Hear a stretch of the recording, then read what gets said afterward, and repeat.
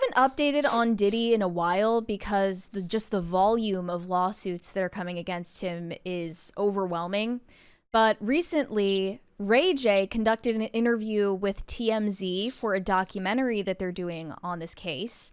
And Ray J claims that there are many celebrities, he leaves unnamed, that are finding the alleged victims of Diddy and his associates and paying them off for their silence, basically offering them hush money. A lot of people thought that the $30 million settlement Diddy gave to Cassie Ventura was basically a hush money payment. And it appears to have worked. But this documentary that they're doing is on Tubi, which just feels unserious. No way. I'm pro Tubi all the way. It's called The Downfall of Diddy Inside the Freak-Offs. And look at the logo for it. Scroll down to this is so unserious. And I'm having a hard time. Tubi's like the logo's in yellow. I don't care what the ad looks like. The Diddy stuff has been turned into such a meme. I'm having a hard time distinguishing real from fake. I will say that nowadays, right leading up till the election, everybody, it doesn't matter how far left the actor was who's been that way their entire life. Every time they'd be like, I'm supporting Kamala Harris, they're on the Diddy tapes. I'm like, I don't think Bette Midler's on the Diddy tapes, personally. Bro, I saw Walter White on the Diddy tapes. Yeah. At a certain point, these celebrities are just true believers of far leftism. They're not all on they can't all be on the Diddy tapes. Let's take a look at Ray J's interview. He actually has a history of his own tapes. Yes, he does. I'm hearing about artists paying victims to keep their name out of it. So, do you know deep people and mysterious who have had demands put upon them where they have paid off to keep this quiet? Here's what I do know. People do catch and kills all day. And a catch and kill, I don't know if, of course, you know, but for the regular world, somebody has the truth, somebody pays you to keep it quiet, and hopefully that money that you got paid secures your happiness while you watch the lie continue to succeed. Well, I want to just make sure I understand you. What you're saying is what? That you know people who have been approached by women, men, whatever, who have said, give me money and I won't talk? Here's the other way around that, Harvey. I'll give you money, please don't talk. You are a well-connected guy. Do you know that what you've just described, is that going on now? Yes. They want to talk to me. They want to talk to me about what happened to them. They call me. They feel like they can trust me. Wait a minute. Calling you for what? Calling you for what? Because they want to tell me about certain things that happened with them and Diddy. Ray, I want to make sure I understand this. Are these high-profile people calling you because they've had some affiliation with Diddy that they don't want to come out and they think you might be the vessel for it coming out? Is that what you're saying? Yes, that's exactly what I'm saying. And I don't even know why I just said it, but I said it, so what? Now they gotta be mad. Come get me. Okay. Yeah, I don't know. Do you think Ray J is a reliable narrator? I mean, if the idea here is that no, he's not, and he's just doing this to get his name in the news, I can think of 10,000 ways I would rather get my name in the news than attach myself to all of this. I mean, he's super rich off of Raycon, so he doesn't need anybody else. But we're gonna get that email today, finally. Right, we're finally gonna get the Raycon. We're gonna get that Raycon sponsorship. Please, Ray J. Yeah. But I know he loves dropping bombshells. He did reveal just a couple of years ago that, I don't know if this is true. It's just his side of the story, that he planned the release of the Kim Kardashian Superstar tape with her mother, Kris Jenner, in order to boost her career to where it is today. If that doesn't tell you everything you need to know about the morals of Hollywood, then nothing will. And the official story behind Kim Kardashian's sex tape that whole time beforehand was that it was released without her permission, which kind of made Ray J look like the villain. And he allowed people to think that about him for decades before telling them, actually, Kris Jenner is a psychopath. We talk about this all the time. Like, to be famous, like to get famous now, you kind of have to be willing to let yourself become a villain, or at the very least be misunderstood and misrepresented on a very, very large scale to reach a certain level of fame now, even for the average everyday internet celebrity. Because you're going to be framed in a certain way by whoever is covering you. And that's just a piece you're going to have to make with yourself. Right. And that kind of sociopathy, I think, is most thoroughly expressed at a freak-off party. Yeah. Where you're just so rich, so powerful, so famous that you're bored. And that's where I think a lot of this depravity comes from, is just experimenting with the boundaries of what most people consider morally unacceptable. Yeah, and this was before, like, nowadays I think it shows itself more readily in narcissism out of your average everyday internet celebrity. But what they had, what Diddy had with fame through rap music in the 90s and into now, was a level of financial success, and notoriety that goes so far even beyond that. They also mention this Texas attorney, Tony Busby, who we've mentioned on the show before. He's got a buzzy name. Yeah, he does.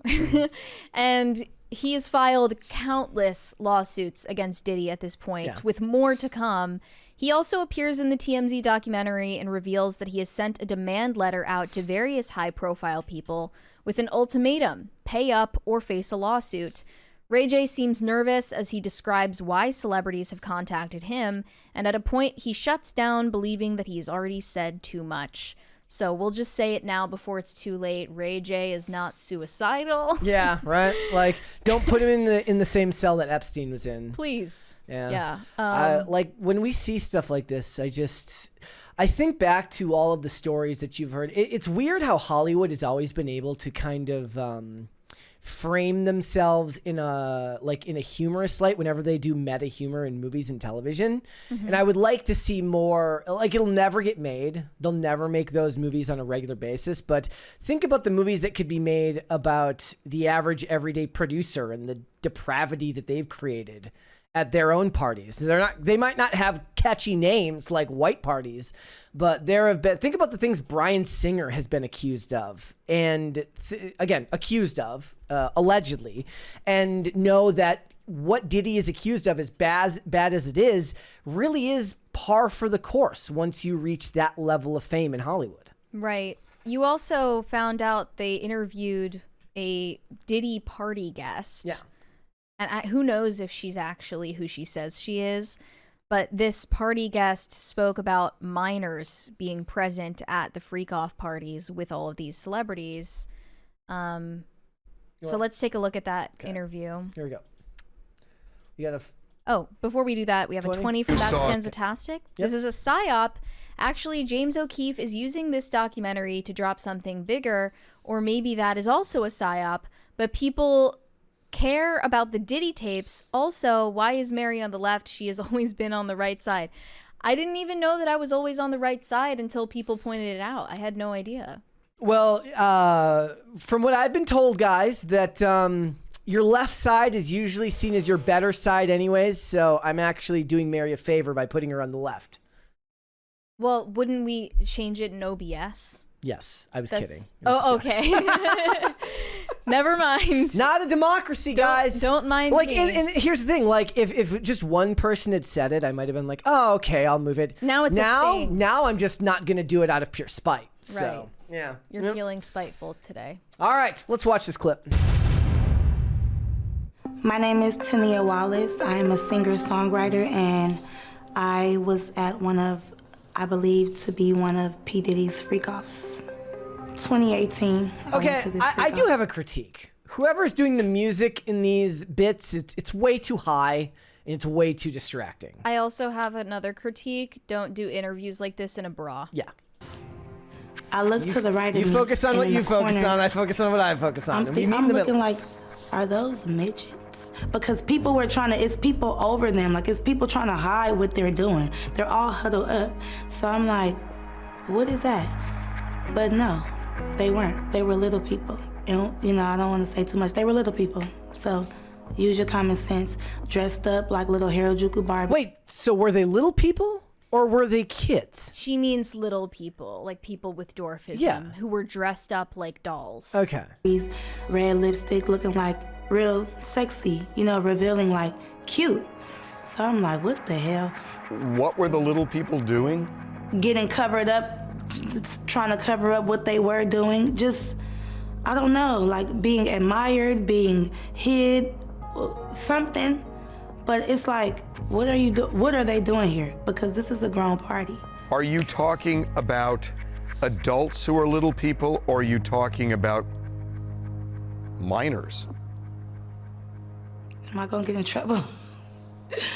I don't want to she's say not I witnessed sure. any of that crazy stuff, but we all She would know, right? It's not like she was checking IDs at the door.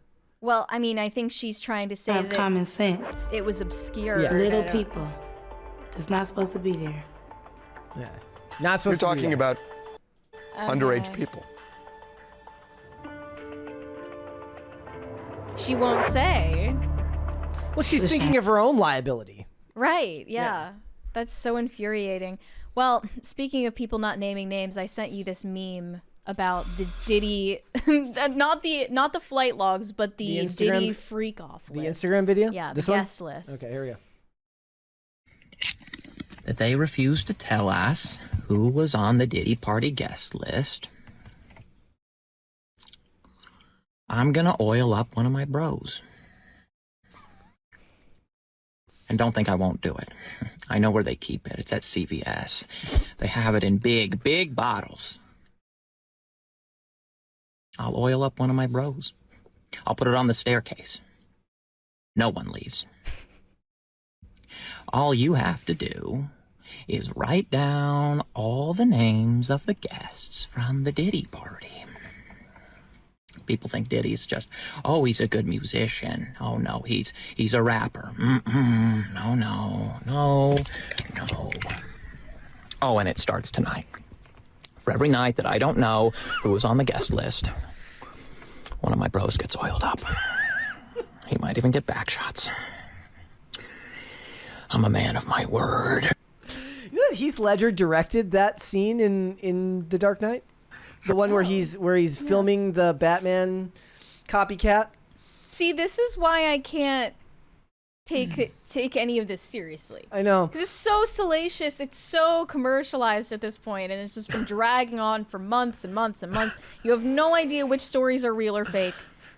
Also, fun fact: when Heath Ledger, when he was playing the Joker, when he would lick his lips constantly, and everyone thought he was doing that as part of the character, was actually because of the way the makeup was makeup, cracking yeah. his face, and it was so believable that David Tennant copied that when he was in Barty Crouch Jr. and Harry Potter, and he would lick his lips and look really stupid. We have a couple of $20 super chats. Actually, this one's from Zach. You guys misunderstood my super chat yesterday about the camera angles. It's not about the articles or looking at laptops. It's about the split screen. All the split screen angles need to be flipped because...